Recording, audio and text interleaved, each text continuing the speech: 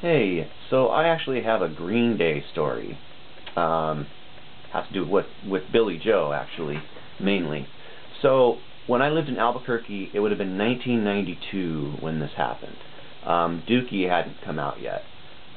Anyway, so they came to town to play a show in a little punk venue, and the fire marshals showed up and shut it down before they could play.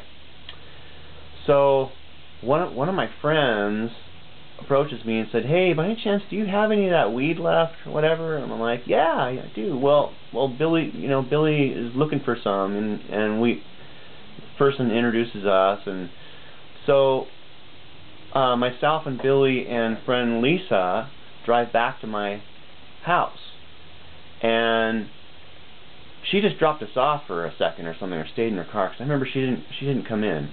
It was just going to be a quick, run in and get him a little bit of weed and then head back out.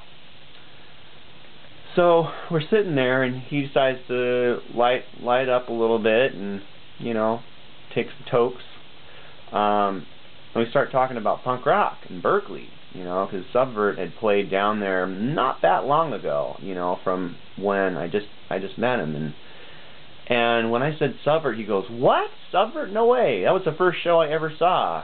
The first show Billy Joe, he said he ever saw, was Subvert, Neurosis, Christ on Parade, and I think it was Half Off. I was like, "Wow, man, that's cool." Yeah, I mean, that was a really memorable show at the Gilman Street. So that's kind of a cool story. I mean, it just shows, man, we're all in the same, the same world, especially if you're into the same type of things, art, music, and the more you get into closer to the same thing, the more you'll meet those people. I mean, that's really all this is, I mean, I'm going to go a lot more in depth. Also, I was going to tell you guys, my brother is going to start possibly doing some video blogs and telling his side of the story from his perspective, and it should be pretty interesting for sure.